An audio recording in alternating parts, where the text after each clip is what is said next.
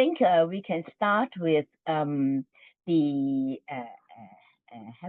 inviting you to talk about how is the reaction in Mexico and also among the Zapatistas or Zapatista supporters about this recent assault of the United States on Venezuela.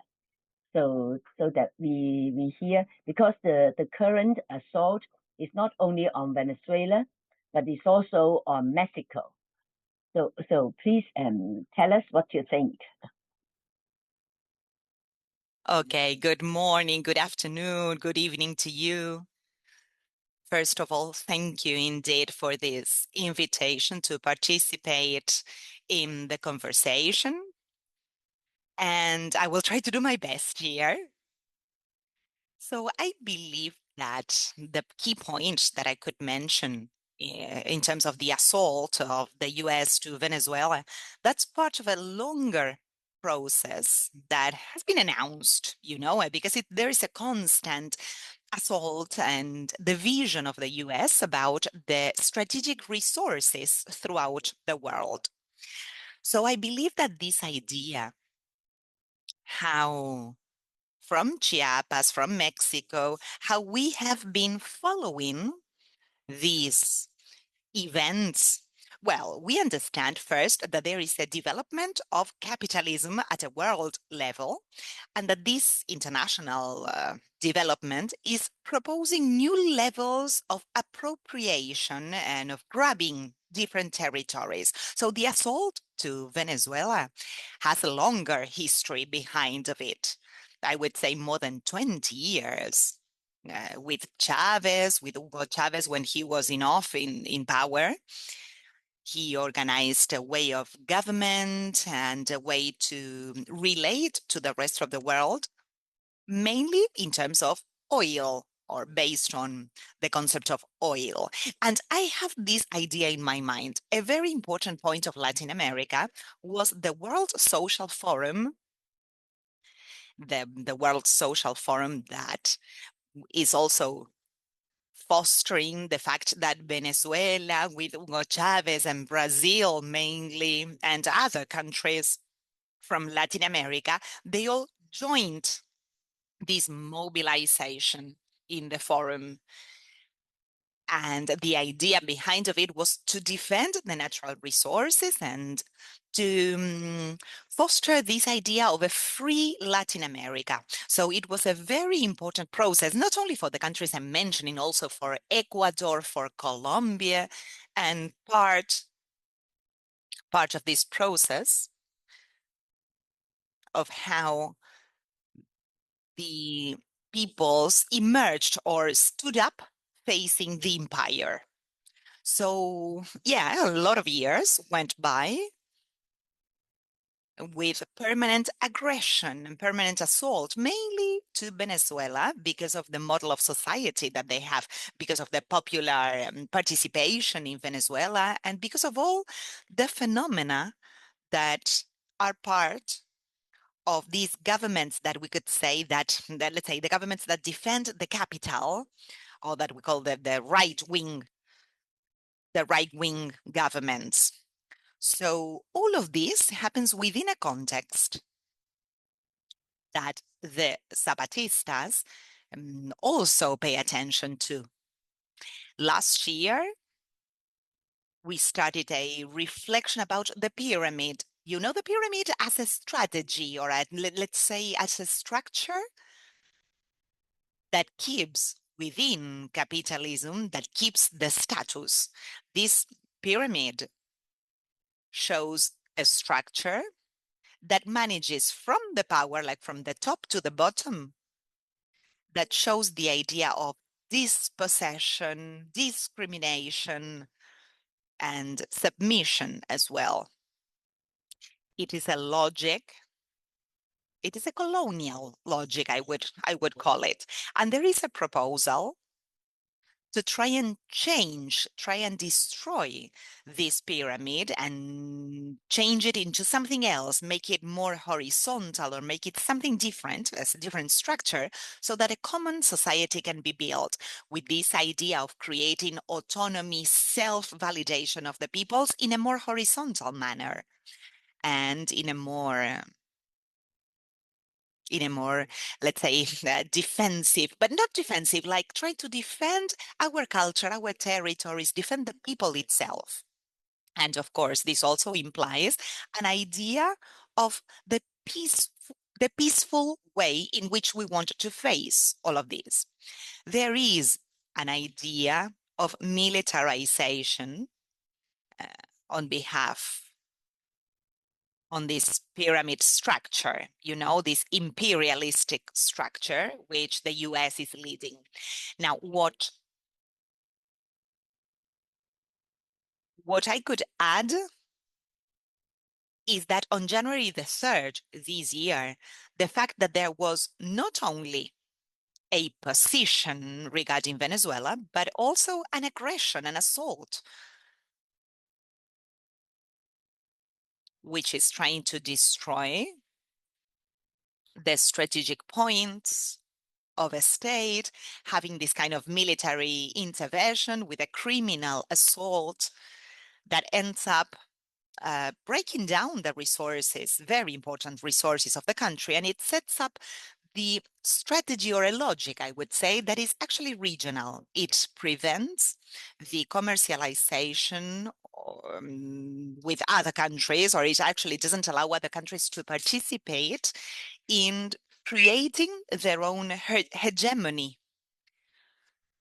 So, yeah, the Zapatist movement, very, very fast, after ending or wrapping up the last year with a reflection as well about what the behavior of the different processes is like at a world level, and taking into account the states and the political organizations, the churches. So, like, keeping a global vision of how the political actions are being conducted at a world level. We were considering all of that. The Zapatista movement was considering all of that at the end of the year, and emphasizing again the need of something collective, like our own collective constructions. So January the 3rd only shows that the aggression and the assault, the aggression by the US, that the US is not going to respect any laws, not even their own principles. So they are ready to keep their hegemonic power that will actually even end up destroying what they built, destroying the vision of the world that has been on so far with certain processes and certain, I don't know, world processes, of cooperation or even convergence, such as, for example, the UN, the mere existence of the UN.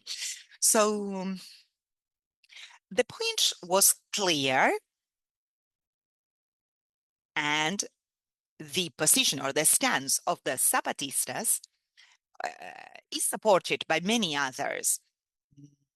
Many people participating from different countries in the session that they held at the end of the year. Many, many other people joined the stance and the claims and the denounces that we made in terms of Venezuela and the US. And I believe that Mexico is also demanding respect for the peoples. It is demanding the respect for self-determination of the rest of the peoples.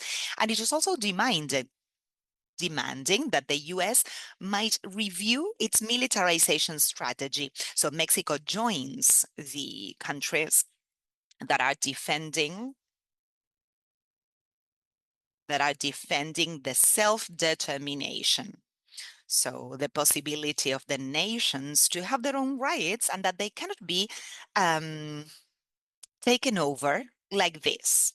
This is a very important concept, but it is not widespread or not generalized. Our country is not so close to Venezuela in the sense that I mean, we know what the country is undergoing, their processes, and it is clear, but even if we are a bit further away from a geographical point of view, it is very clear to us how they are being attacked and how they are always under an attack, under the threat of Trump to Mexico and to Venezuela, and the interests that have always been present in the global South. That's why I believe that we are within the logic of assault or the logic of aggression, but we are not so close to Venezuela. So it's not that we have such a strong reaction as if we were much closer. But in the conception, in the conceptual idea of it, yes, it's clear that we cannot allow such an aggression. So yeah. This is like briefly what I consider to be important to bear in mind. On the other hand, if I may, I would like to draw a link to make a liaison with the rest of the countries that are creating a defense for their own territory, their national territories. For example, Mexico facing the aggressions of the US, but also internally within our own country. Our own society doesn't always seem to be defending the rights of our own people. So even the organized peoples themselves are subject to an aggression because the capital is always evolving. And there are, I would say, three elements. On the one hand, the empire as the strategy, then the national or the countries or the nation states that try to defend their own interests facing the empire. And the third leg of it are the organized peoples themselves that are struggling for their own autonomy, self-determination, and their own rights, and the defense of their territories facing the strategy of the state itself. Because the national state is also part of this internal logic of domination or this bigger strategy of capital itself.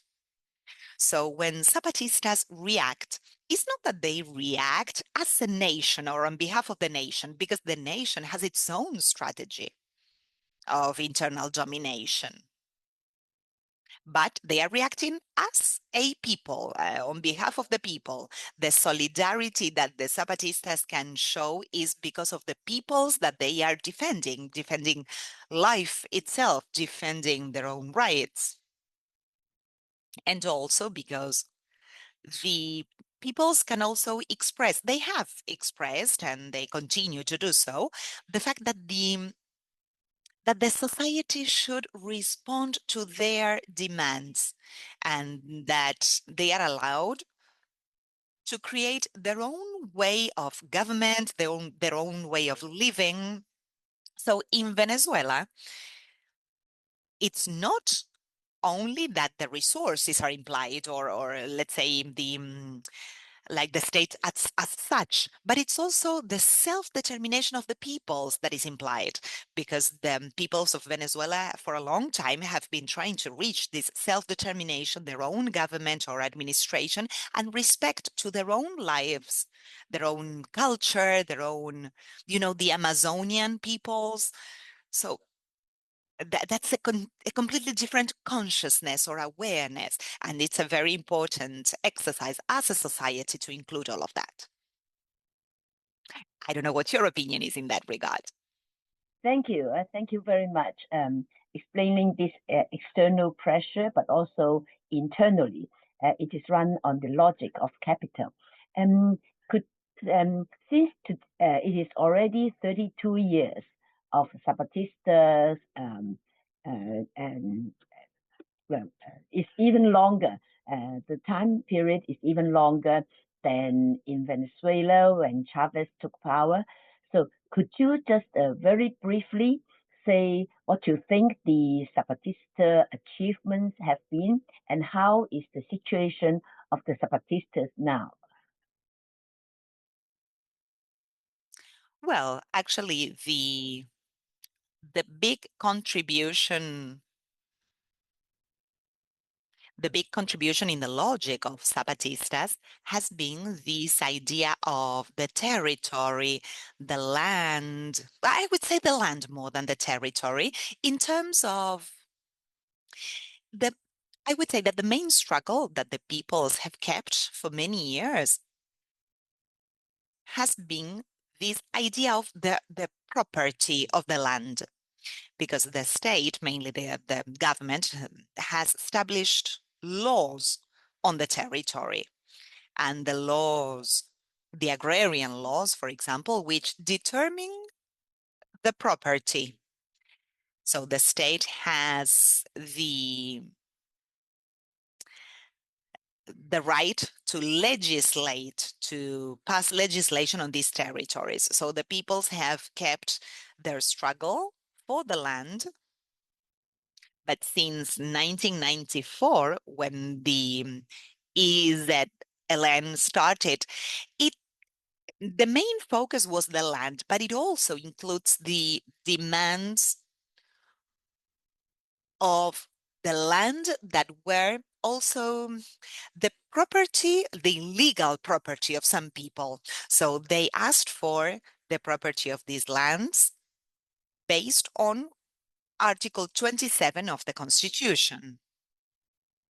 So when the Zapatista movement started, there is an appropriation of the lands by the Zapatist movement. So these lands were considered recovered lands, recovered by the movement, by the Zapatist movement in Chiapas mainly. And big lands and properties were implied or affected, mainly in the Lacandona jungle or forest. And this sparked off a conflict that has lasted for more than 30 years, the dispute of these lands, because there are lands that are in the hands of the Zapatista movement, but they are not legislated by the main constitution. And the claims about this land continue, because there have been processes where the state has paid for those who were affected by this land. But anyway, the litigation continues, the lawsuits are still open. So in order to try and solve this idea of the land or the conflict that still remains about this land, the Zapatist movement started making a big reflection, a very important reflection indeed, about the idea of non-property of the land. So what is important is the non-property of the land. This non-property implies that there is a right, a collective right on the land, and that you can work on that land, that you can organize yourselves. You can organize, I don't know, the production and organize the land so that everybody, not only the Zapatists, but like from any other community, that they might be able to ask the permission to work on that land, not property, but to work on that land. So I believe that this point of the non-property brings about a transformation, in the sense that this non-property is also related to a concept of nature. Nature, you cannot grab nature, you cannot appropriate nature, but you can establish instead a relationship with it, a relationship of work, of production, of organization, of growth, and an awareness of it all. The awareness that, based on this new relation with nature and with the society, kind of like better organized, you can create a different society based on that. I would even say that you do away, you leave aside the process that is very much linked to the capital, the appropriation of goods, to an idea of non-appropriation. So we have the right to use it. We have the right to actually work on it, to use it, to benefit from it. And we can self-determine ourselves there, because we can give we can find our objective using or producing with the goods that are given to us by nature. And that's where a new point comes, which is the work. The work, which actually is what makes it possible that we can create our strength. So the work itself, which is not only agricultural work, but it is also intellectual, it is also artistic work, it is a stance facing the rest of your life. So that's another important element where the strength comes from that sense of establishing a relation, an integral, an all-encompassing relation, trying to find the way that these people can develop all their potential there. And the idea of energy, the energy of the people, the strength of the people, because they have their own experience and their own history. And it also creates this idea that we have the possibility, the peoples have the opportunity to learn from themselves. This is an important part of what the Zapatistas are saying, how to learn from themselves,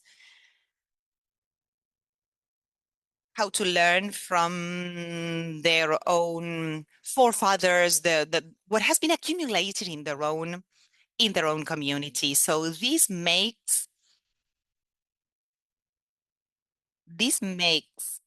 the fact that from their own knowledge they create the vision of the world, their own capacities, their own way of finding out how each person can create or spread out. So this is a way of creating potential, which makes the Zapatist movement being considered a strength, because they say we can organize ourselves and we can self-govern ourselves.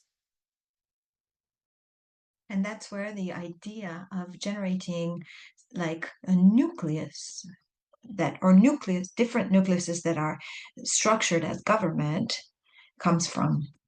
These groups, these smaller groups, where each family or small communities establish their own government and their own decisions.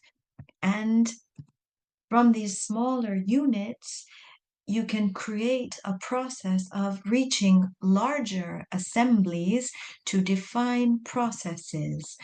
But it comes from the bottom up. And this idea of coming from the bottom up has also made it possible to change the logic or the rationales of these um, juntas of good government.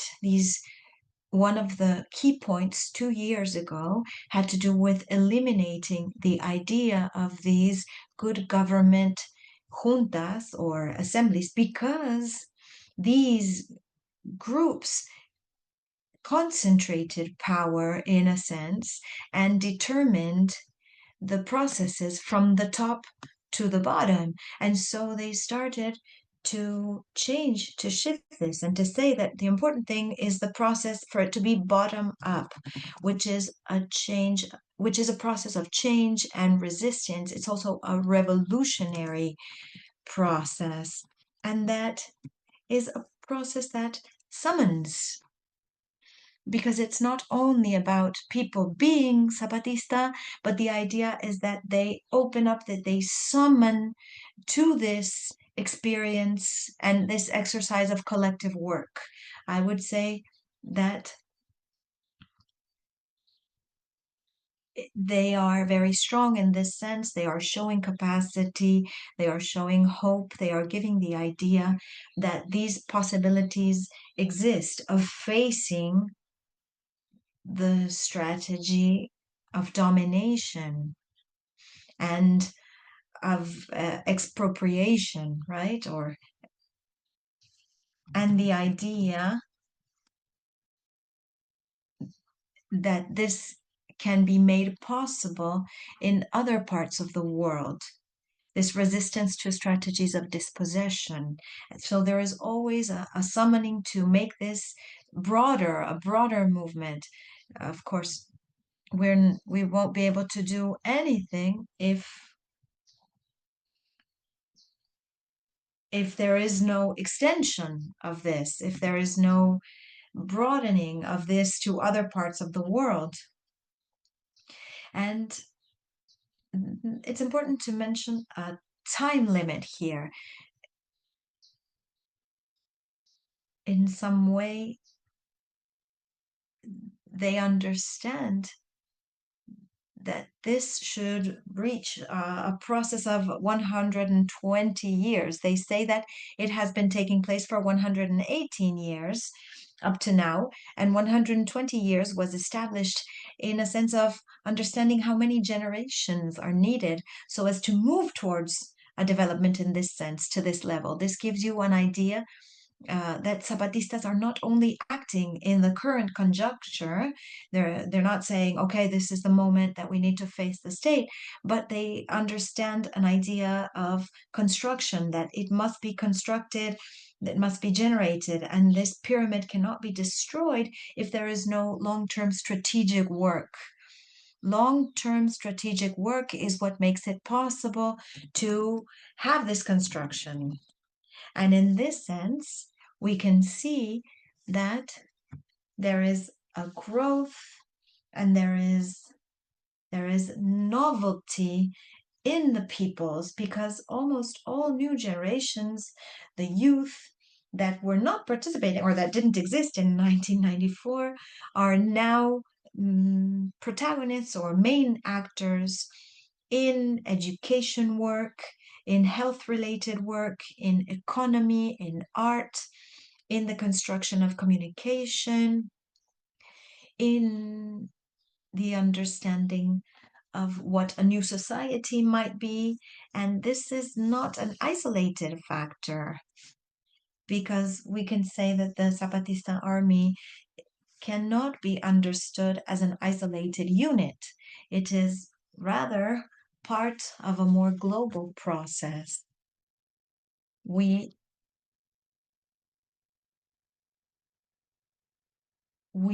are very close to the national processes, for example, the National Indigenous Congress, where all indigenous peoples, native peoples of Mexico, have very organized nucleus, very aware strategically of the value of their culture, of the value of their languages, of their own logic or rationale, their own capacities for organizing to defend their resources. There is a resurgence of women's movement there in their position and their capacity to present themselves facing the nation. So we can say that this is a nation that has multiple potentials or potentialities in different parts of the country. I wouldn't say that this is something that is concentrated only in the Zapatista army. I have the idea that the native peoples, indigenous peoples, are represented in the Zapatista army, but they are not the only representation. Native peoples are, in a way, they go beyond that organization. They are, in a way, they surpass these processes, and they are part of long-term processes. And we can say that the country, the nation, has the presence, of indigenous peoples in the country is a strength of our country. We have 56 different native languages, different nations, different peoples in very important areas also, as is the south of the country, the south of Mexico, the Isthmus of Tehuantepec, and up until the border with Guatemala. This whole region has a very, very important strength of indigenous peoples. And this is also, in a way, where the most strategic interests are concentrated, also similar to as we just mentioned, what the US is looking for in terms of strategic control, no, in terms of resources, because there is, of course, oil in Venezuela, but we also have the Isthmus of Tehuantepec as an area that connects or relates to the two oceans, plus the important resources related to biodiversity in this region.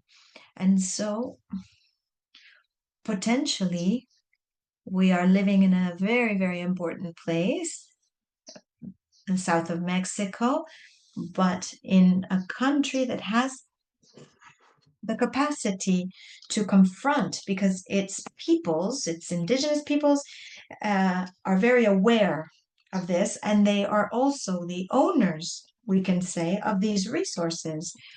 In all places where strategic resources are concentrated, there are native peoples.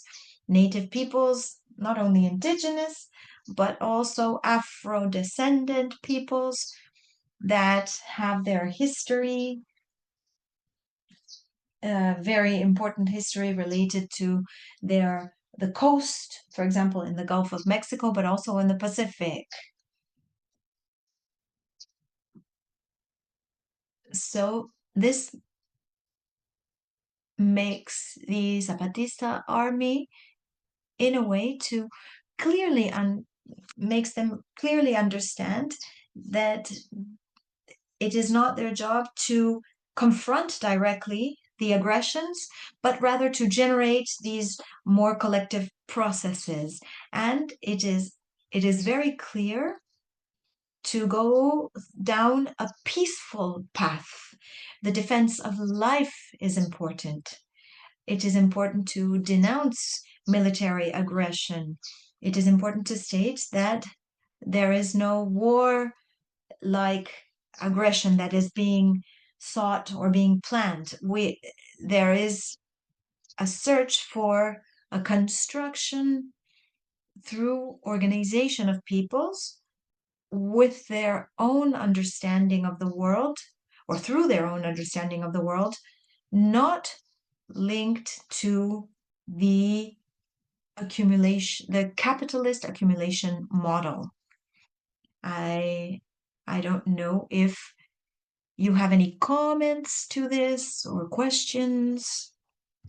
I agree very much with you about the question about the land as non-property. And I think that is a very important concept, and also the practice that the Zapatistas are doing in Mexico now, because that is also that also undermines the very basic premises of capitalism. But then on the second question, when there was the change in the administrative form, in the governance form, many people were 3 years ago.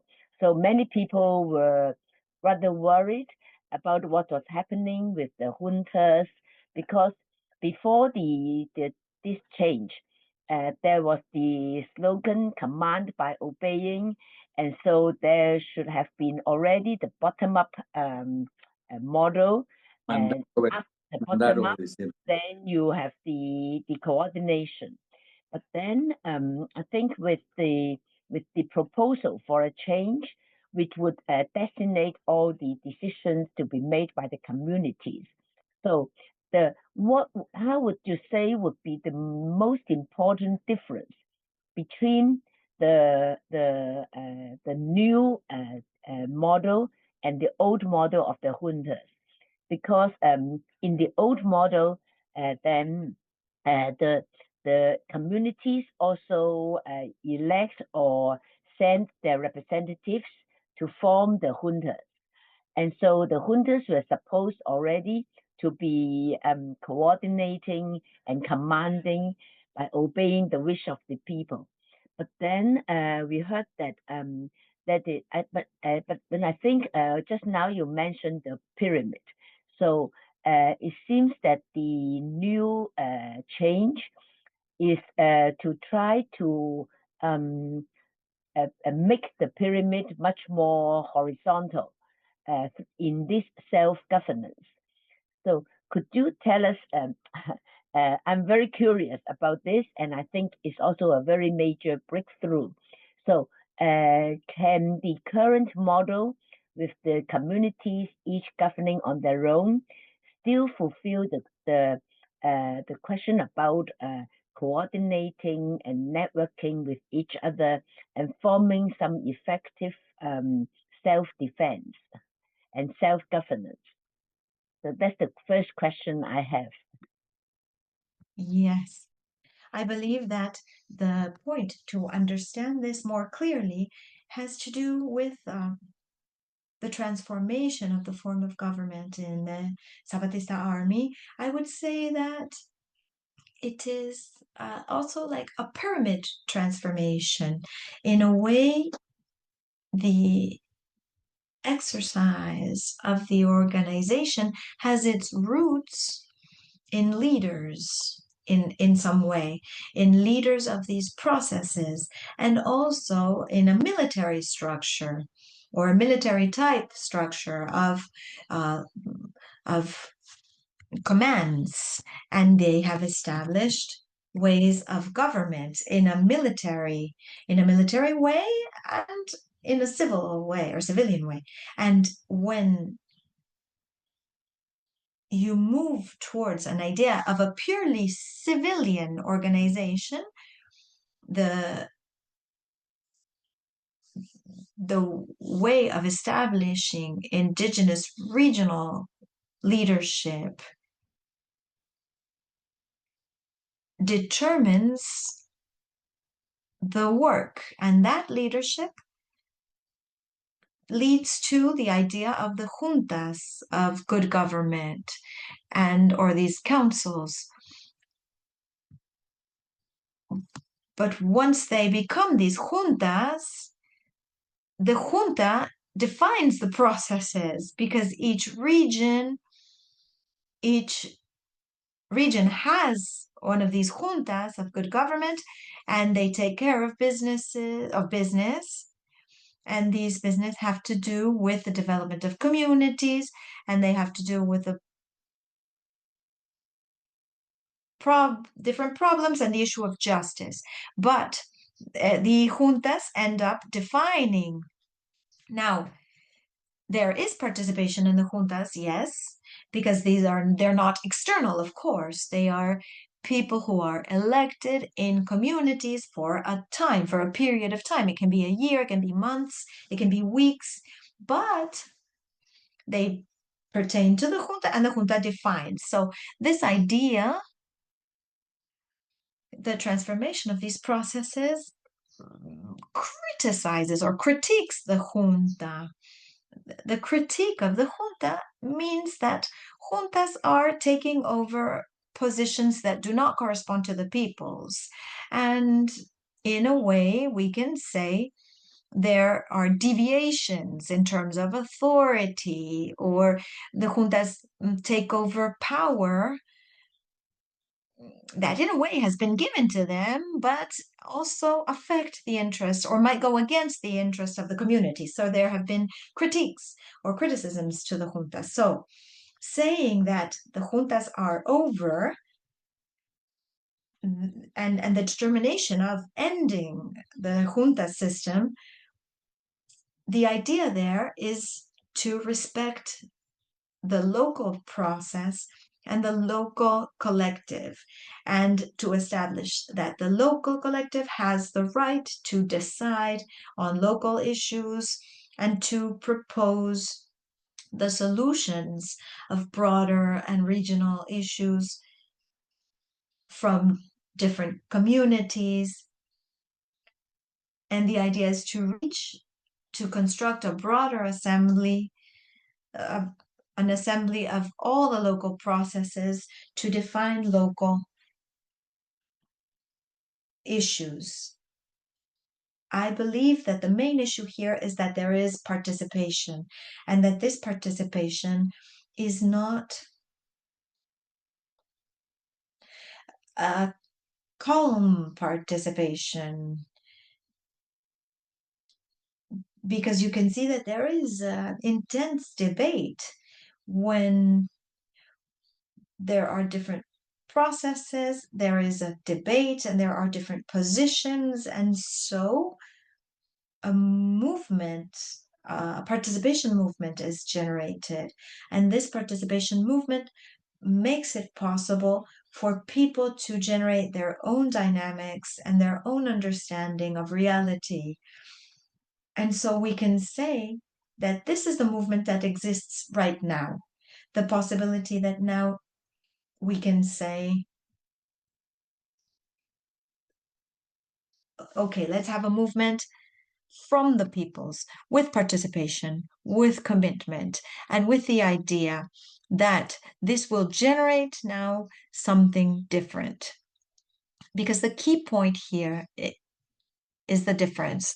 What does it mean to govern from a pyramid type structure, like these juntas of good government and military structure, and in opposition to what does it mean to generate leadership and generate decisions from the bottom? And how is this going to be done? And so now, Commander Moises, when he explained this in the last meeting, he said, this is very exciting to see different positions, to see one saying one thing, another one saying another person saying another thing, but that this construction rooted in difference and in different positions enables new possibilities.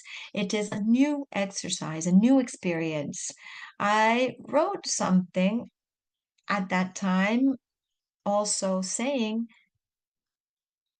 that the captain, Marcos, who is not the subcomandante now, he's now the captain.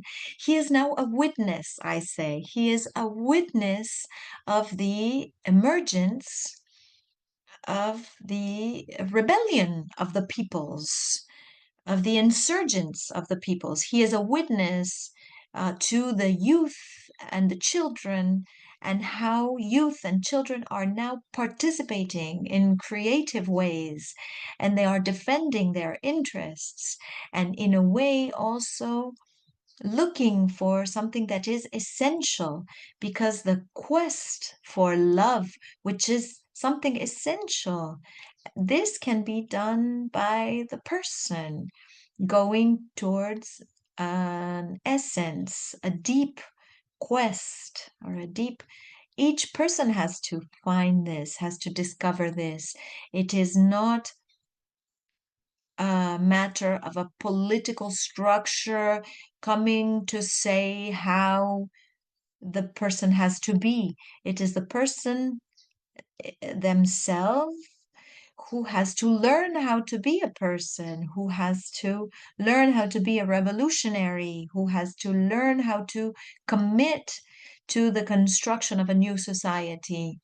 And this, each person can do it because they have the capacity to do so. So being a witness to this, seeing and witnessing the possibility that communities have this energy to do this, is the novelty of all of this. It is the new aspect of all of this. But this novelty is dialectic, because it's coming from the pyramid type structure. So we can say that it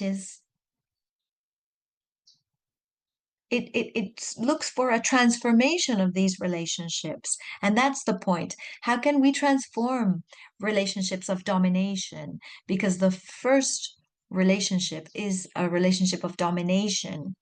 The matrix of this society is a matrix of domination.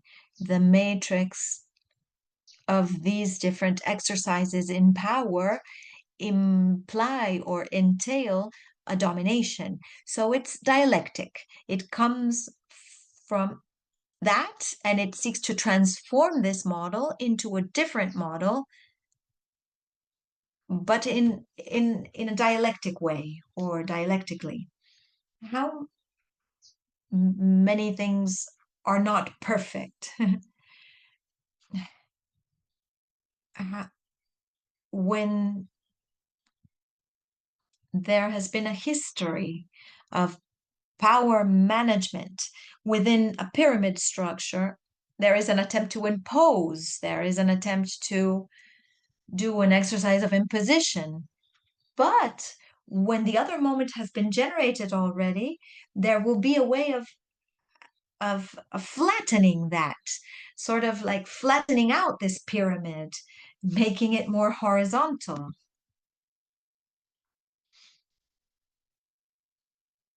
This really calls my attention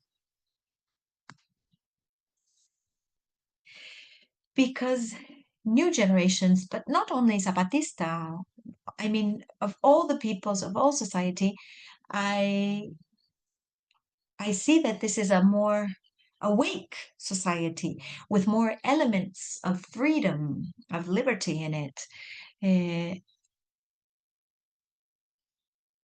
In a way, this is implied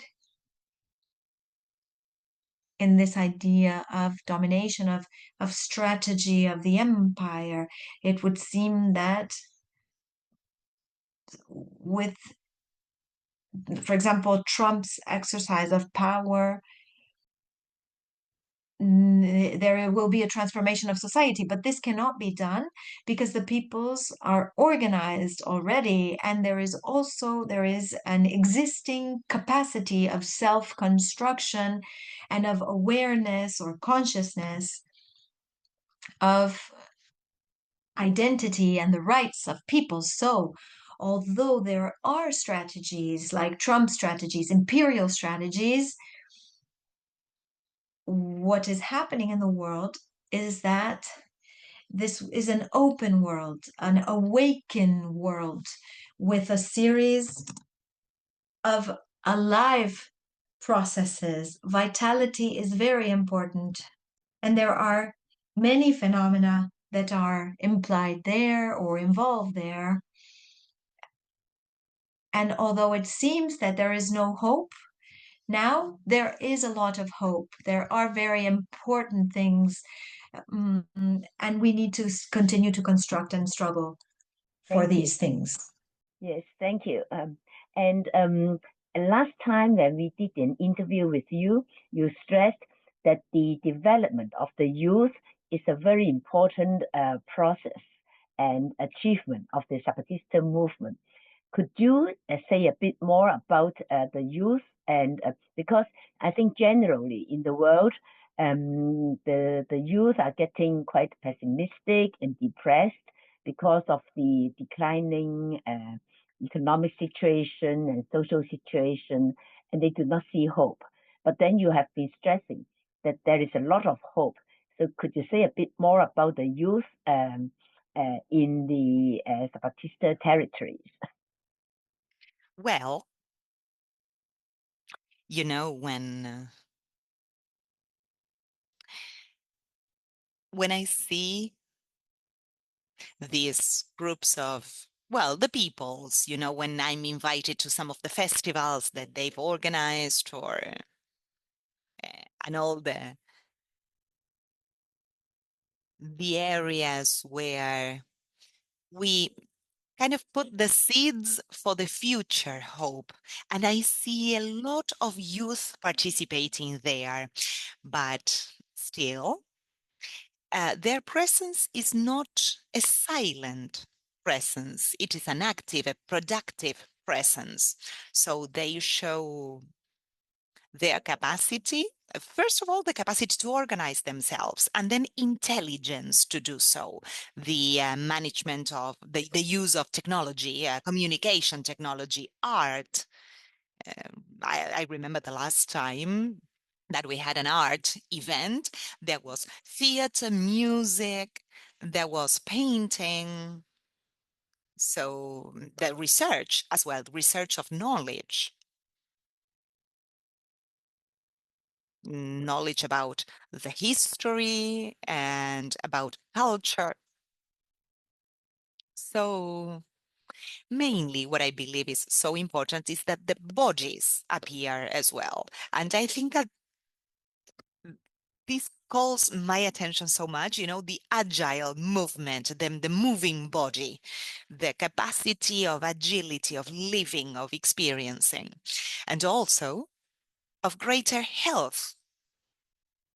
Because these are people, they are not obese, they are not more established, they are more agile in the world. So when you see, I'm speaking outside of the Zapatist movement, you see these as well. There is a lot of, the youth is open. The youth is related to the world differently, even because of the fact of migration as such. In the communities of the South, these communities are very much linked to the processes of the society. So for work purposes, sometimes they travel to different places to work somewhere else, or they establish these kind of links, or they're communicated differently by means of the internet. So I believe that this sparks off a new creativity based, for example, on just creating rap, the music rap, making that your own and writing the lyrics your own, or creating even a poetic way of talking about the society in different languages, in their own languages, by means of rap. Even in cinema, there is a lot of production of cinema and a lot of production of documentary films, which make a review of history. So these issues are present. And also, there is an important way to recover the medicine, the traditional medicine, or the medicine knowledge that used to be traditional. And they are producers. The peoples produce their own food. So, and this is very interesting: corn, beans, fruits, keeping animals like cattle, animals that can be eaten, and understanding the value that this has, understanding the value of nature, as well as the possibility to create their own resources. Coffee, for example, in our regions mainly. So organic producers of organic coffee. So I would say that the youth is not part of an unproductive society. They are part of a productive society indeed. And they are learning a lot in the schools as well. The school as such is a space that has enabled their training. It has enabled them to gain resources that are useful for the society. So this makes it possible that we are receiving this novelty of the youth coming into the world, being part of the society already, and being part of the productive society. There is an element that is, I would say, very similar to the East, whether it is China, whether it is Korea or Japan, which is that a lot of young people are on motorbikes. They are riding motorbikes. This is one of the, I would say, the strongest communication for the youth. You can see the youth mobilizing in motorbikes. And I think that, that moves a lot. And you go to the cities and you see a lot of motorbikes, and it's always young people, young men and young women on motorbikes. So there is this image, you know, of the cities that we have here, the image of the cities in the eastern countries with a lot of motorbikes, and I can see that repeated here. So I believe that there is a kind of communication or a link of this model of the youth with autonomy of movement, autonomy of thought as well. But with the cell phones, you know, they have a lot of autonomy. Very good to hear. But then, I mean, 30 years ago, we still had a lot of bicycles in China, but now I think they are disappearing and replaced by motorbikes. And I think maybe in Chiapas, bicycles would be difficult because of the ups and downs of the roads. Okay, then since you mentioned the question about productive society with coffee, food, and also and even traditional medicine, could you also tell us a bit about how the general livelihood is in Chiapas with the are you having more or less self-sufficiency in food produced by yourselves with maize, beans, coffee, and honey. And so has that stabilized in the communities? Well, one of the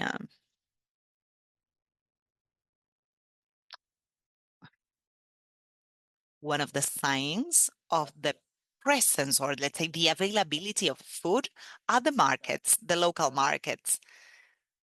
And there is a market in every society, in every community here. And this shows their own production as well as external production. I mean, that comes from the different parts of Mexico, from abroad, from the bigger cities. There is a large availability of food items. For example, tomatoes, bananas, fruits, oranges, I don't know. So the markets are full, and it's always great to see this availability of the variety of food. Now, what happens is that agricultural work has dropped, has reduced. A lot of people go to work somewhere else. So usually they leave the rural areas, they leave the fields. People no longer stay in the fields to live and to work there. But those who, well, to a certain extent, they stay in the field, in the rural area, then they are productive, because of course that's still very important for Chiapas. In Chiapas, the production of corn, of sugarcane, of coffee, cattle, poultry, fruits, different kind of fruits, all of that is produced in the rural area. And the awareness as well, because there are organic markets, and they are trying to produce new vegetables in different ways, like to grow all these vegetables there with an idea, a very strong idea of agroecology, even permaculture in some cases, with the vision that goes hand in hand with it, but it is a scientific vision accompanying it all, and also how to benefit from the medicine plants, for example, the creation of microdoses, or having, I don't know, different ailments or lotions, and the use of them, which is the best way to use the resources that we have. And also how to protect ourselves facing the phenomena such as, I don't know, for example, if there is an epidemic, now there, like, for example, measles, or yeah, something that from a health point of view that is very dangerous because of the contagious nature of it, and how to cure, or how to, yeah, how to address the health issues. So in the main centers, center of the cities, this becomes more visible, more evident. There is no scarcity there, but there is a dependence, because much of the corn production, for example, or because we make a lot of tortillas, which is one of the main elements for food here that is widespread throughout the country, that depends on corn, and that depends on imported corn. We have corn flour, and we are not self-sufficient in the creation of corn flour. We do produce basic food to feed ourselves, but there is still dependence on some food, and there is export at the same time.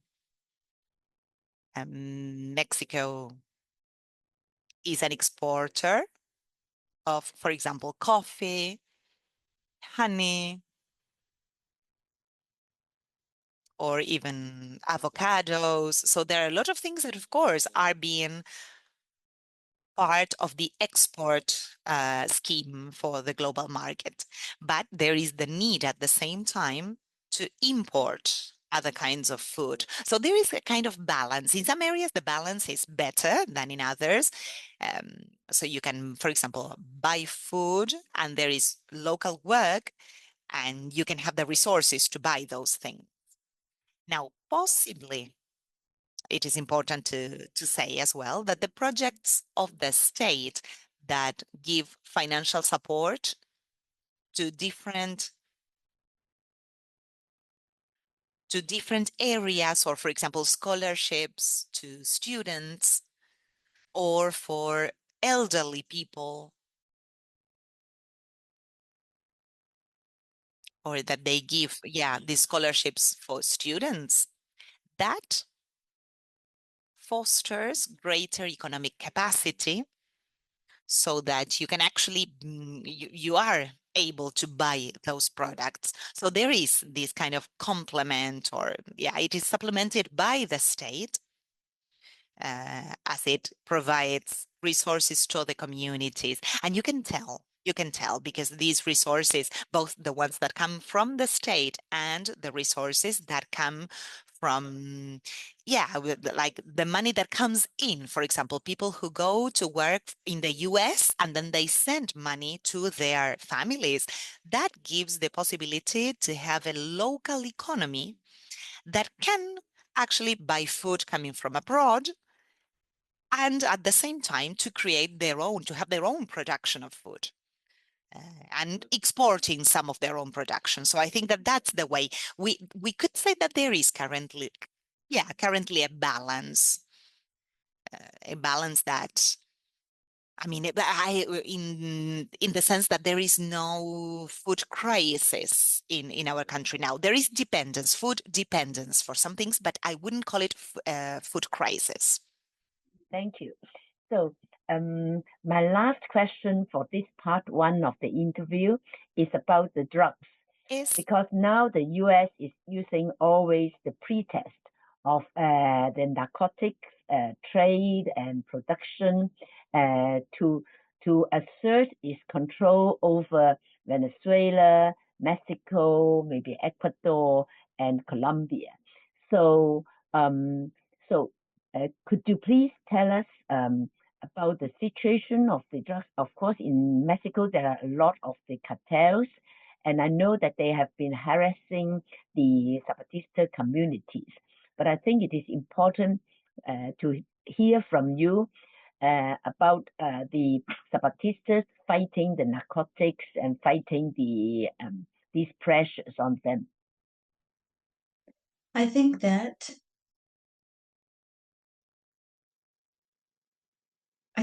it's very important to understand the territorial aspect involved here. In the country, in Mexico, there are cartels. Cartels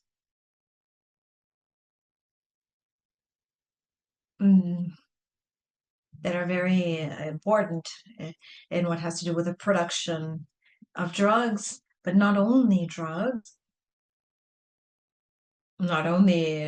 like cocaine or marijuana or fentanyl, all these generation of drugs in the world. Mexico has not only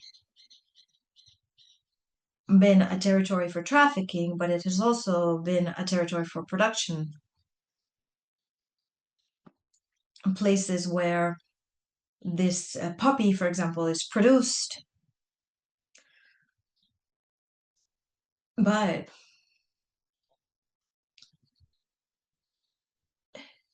in regions that are more susceptible to this, for example, the border with Guatemala, which is very complicated, and the appropriation of the cartels of these regions. But there are communities and peoples at large who do not participate in this because they have control over their territories, and they also have a vision of what this situation of criminality entails. But it is very common to not only have the drugs involved here, but also the issue of strategic resources, meaning that one of the key points also has to do with the trafficking of people, or the trafficking of organs, or the trafficking of resources.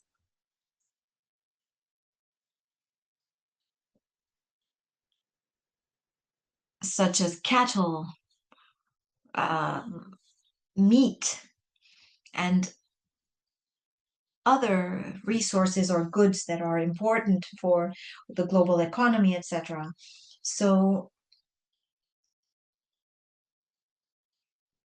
the presence of these organizations in the country is very complex,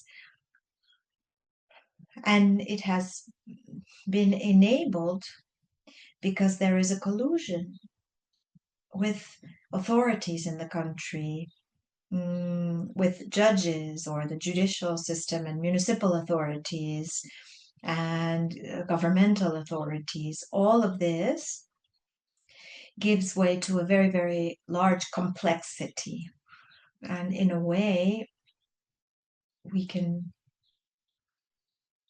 say that there is a denouncing of this presence, and there has been to a certain extent a dismantling of these cartels, but there has also been at the same time a confrontation between different cartels. And so I don't have a very clear vision of how this is established in these regions, but I do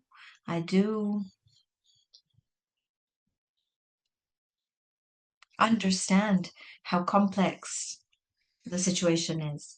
Now, the Zapatistas, in a sense, this is one of the key points,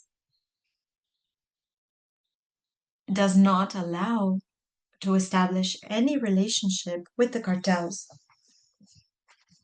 and it does not allow any type of consumption of drugs.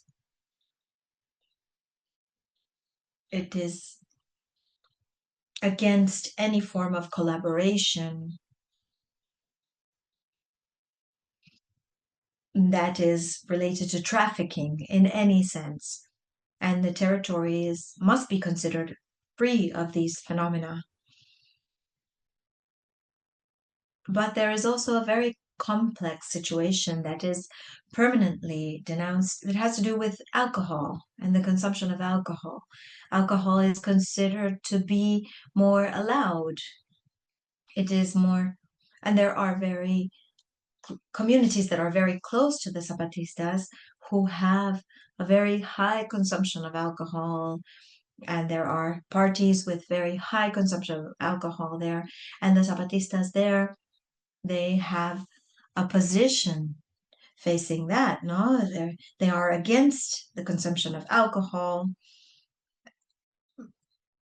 Any person that is a Zapatista does not consume alcohol, and they are very radical in that sense. But communities that are close, they do consume that, and there is a lot of denouncing there. For example, the churches, Catholic churches, they denounce the consumption of alcohol because alcohol is a way of increasing conflict in communities, within communities.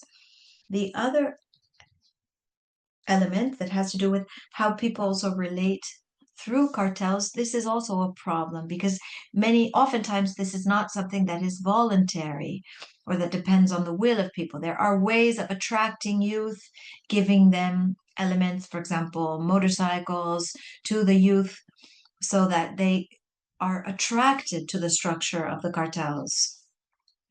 And there are these mechanisms. There is an attempt to generate an idea that they will have resources available if they join. So there is a dispute within communities themselves. There is a dispute between the interests of the cartels and the youth and other interests. So lately there has been, in these regions, there has been a process of dismantling of cartels because there has been a lot of denouncing of the criminality and the authorities involved in criminal activity linked to these cartels and the territorial control. And so there has been a stronger presence of the state aiming to dismantle the strength of these cartels in some municipalities and related to some people. But I don't believe that this is a process that can be so easily dismantled or ended, because these are forms that have been established for many years now, long-standing. And so, as I mentioned before, it's very difficult to me because this is not my topic, my specialty, but I understand that there are regions where this has created a lot of conflict. I see that. But it is also important to say that it is possible to live without belonging to cartels or without being involved in cartels. This is a reality. There are many communities that have nothing to do with them, that do not belong, do not get involved with them. There are many communities that also stay away from alcohol as well. But in a way, this is a very difficult problem. There is also a great loss of youth and of families linked to drugs and alcohol. But it is important to say that Trump's intention of intervening in Mexico,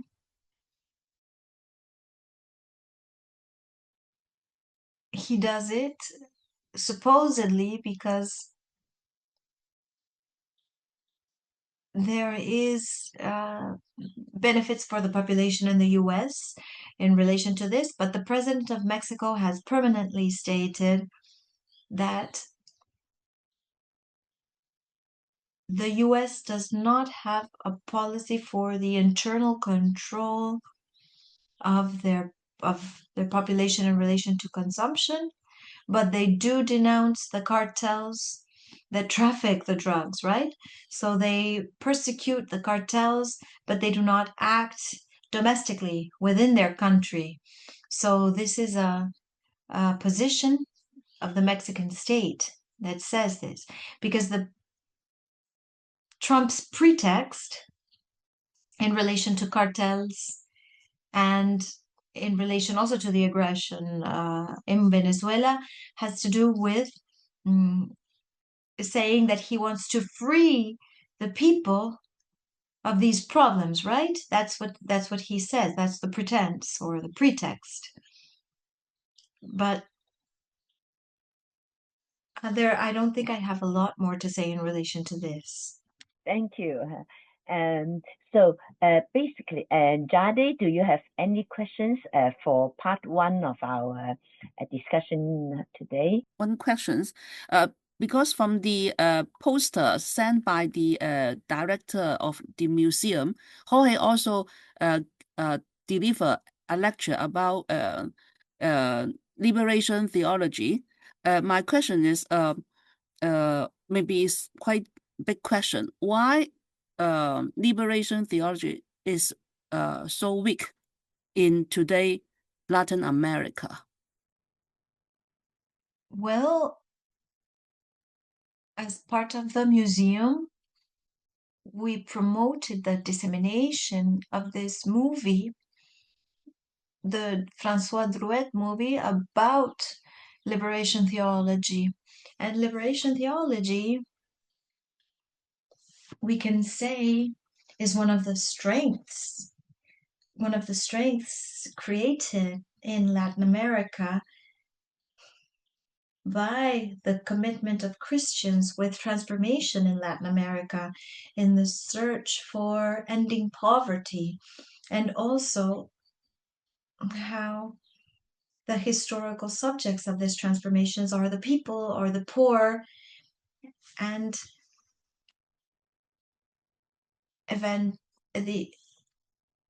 there is an announcement of this liberation through religion, and this was like the flag of peoples in Brazil in their struggle for land, also in El Salvador in their struggles, also in the struggle in Nicaragua. And in a sense, this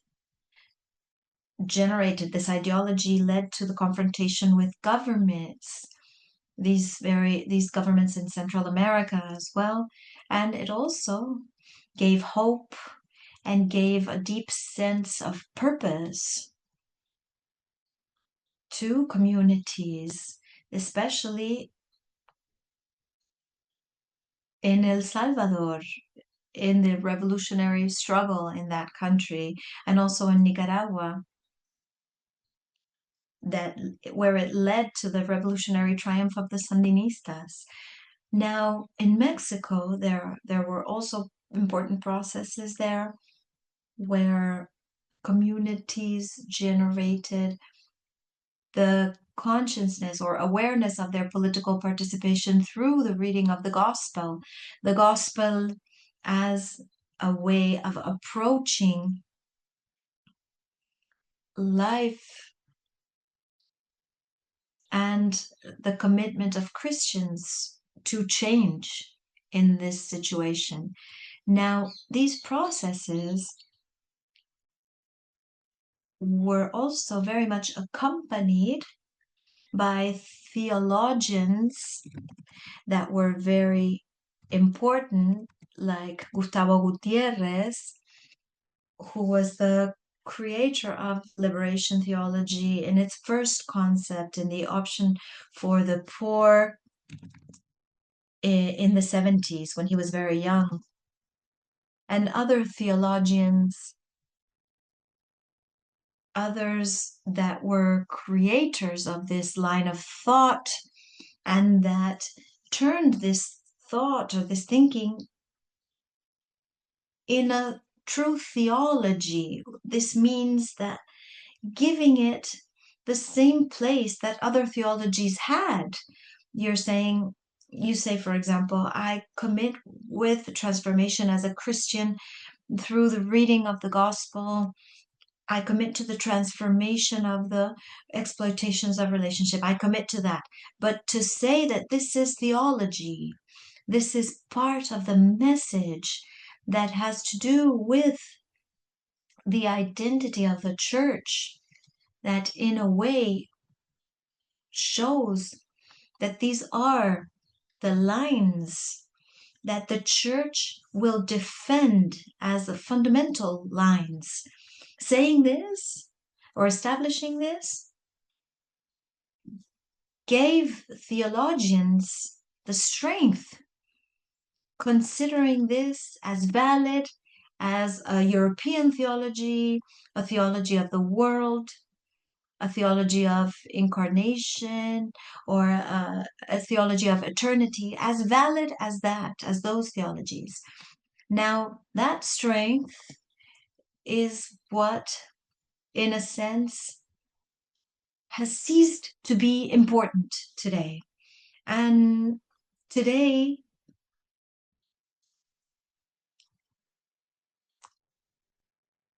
there is an idea of an option for the poor, and the current Pope has lately declared or made a declaration, a statement.